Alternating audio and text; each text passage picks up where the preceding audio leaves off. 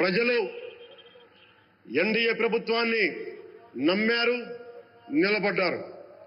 అలా నిలబడినందుకే ఈ రోజున మన గౌరవ ప్రధానమంత్రి గారి సారథ్యంలో ఈ ప్రారంభోత్సవాలు గాని, శంకుస్థాపనలు గాని, అది దక్షిణ కోస్తా రైల్వే జోన్ కావచ్చు, కృష్ణపట్నం ఇండస్ట్రియల్ పార్క్ గాని, గ్రీన్ హైడ్రోజన్ హబ్ గాని, అనకాపల్లి బల్క్ డ్రగ్ పార్క్ కావచ్చు, 6 కొత్త రైల్వే ప్రాజెక్టులు కావచ్చు, వీటన్నిటిని వచ్చే పెట్టుబడి దాదాపు 2,10,000 కోట్ల రూపాయల పెట్టుబడులు, 7.5 లక్షల మందికి ఉపాధి అవకాశాలు. అవినీతితో కూరుకుపోయి ఉపాధి అవకాశాలు లేక, ఉద్యోగ అవకాశాలు లేక విలవిల్లాడుతున్న సమయంలో మీరు నిలబడ్డారు. అందుకే ఈ రోజున ఈ 2 లక్షల పైచిలుకు పెట్టుబడితో 7.5 లక్షల ఉపాధి అవకాశాలు లభించి మనందరికి ఇచ్చినందుకు మనస్ఫూర్తిగా ప్రధానమంత్రి శ్రీ నరేంద్ర మోదీ గారికి చేతులెత్తి నమస్కరిస్తున్నాం. ఇవి కాకుండా కొత్త హైవేల నిర్మాణం, విస్తరణ, అలాగే అమరావతి రాజధానికి పెట్టుబడులు, పోలవరంకి నిధులు, 15th ఫైనాన్స్ కమిషన్ నిధులు గాని, జల్ జీవన్ మిషన్ కోసం ప్రతి ఇంటికి నీరు, రక్షిత మంచినీరు రావాలి ఆయన ఆకాంక్ష, ఆయన ఆశయం. మన గంట కాదు 24 గంటలు రావాలని పడ్డ తపన ప్రధానమంత్రి గారిది. వీటన్నిటికీ చేయగలుగుతున్నాం, ముందు ప్రారంభించామంటే మీరు మా మీద పెట్టిన భరోసా, మా మీద పెట్టిన నమ్మకం, గౌరవ ప్రధానమంత్రి గారి మీద మీరు చూపించిన నమ్మకం. ఈ రోజున అది 2 లక్షల పైచిలకు పెట్టుబడులుగా ఇక్కడికి వచ్చింది. ఎక్కడో మన మారుమూల గ్రామాల్లో 70 సంవత్సరాల పాలనలో గ్రామాలకి రోడ్డు లేదు.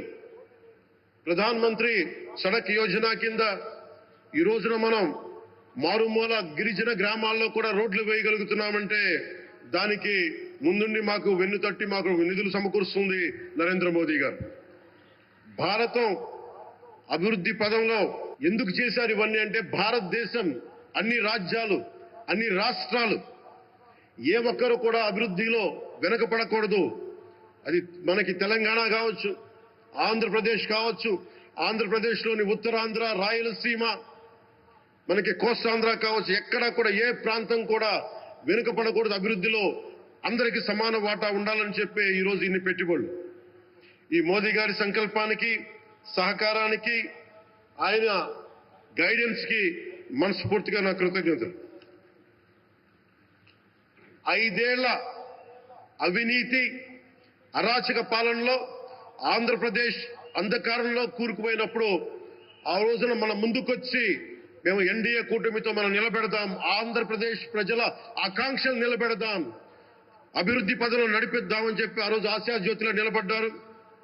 అసలు అభివృద్ధికి ఆస్కారమే లేదు ఆంధ్రాకి అనే స్థితి నుంచి అభివృద్ధి అంటే ఆంధ్రానే అని చెప్పుకునేలా గౌరవ ముఖ్యమంత్రి గారి నాయకత్వం, చంద్రబాబు గారి నాయకత్వంలో, ప్రధానమంత్రి గారి నిర్దేశకత్వంలో, వారి సూచనలతో, సహకారంతో కేబినెట్ కానీ, మంత్రివర్గ సహచరులు కానీ, ఎన్డీఏ కూటమి ఎమ్మెల్యేలు కానీ, మేమందరం కార్యకర్తలు అందరం కష్టపడతాం. అహిర్నిశలు రేయం భవళ్లు కష్టపడతాం. దేశ ప్రగతిలో భాగస్వామ్యులవుతాం.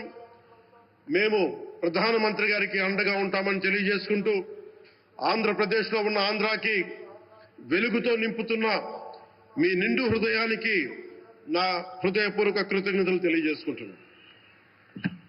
మరోమారు మీ అందరికీ ధన్యవాదాలు తెలుపుకుంటూ, నమ్మకం పెట్టారు. మీరు పెట్టిన నమ్మకానికి ఈ రోజున 2 లక్షల పైచిలకు పెట్టుబడులు తీసుకొచ్చారు. ప్రధానమంత్రి గారు ఉండటం వల్ల, సమర్థవంతులైన చంద్రబాబు గారు ఉండటం వల్ల మేమందరం నేర్చుకోవడానికి, పనిచేయడానికి సంసిద్ధంగా ఉన్నాం.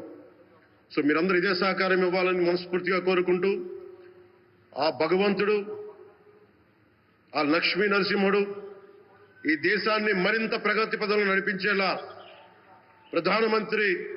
గౌరవ ప్రధానమంత్రి శ్రీ నరేంద్ర మోదీ గారికి దీర్ఘాయుష్ ఇవ్వాలి, ఆరోగ్యం ఇవ్వాలని మనస్ఫూర్తిగా కోరుకుంటూ, ఆ లక్ష్మీ నరసింహుడిని వేడుకుంటూ సెలవు తీసుకుంటున్నాను. జై భారత్, జై హింద్.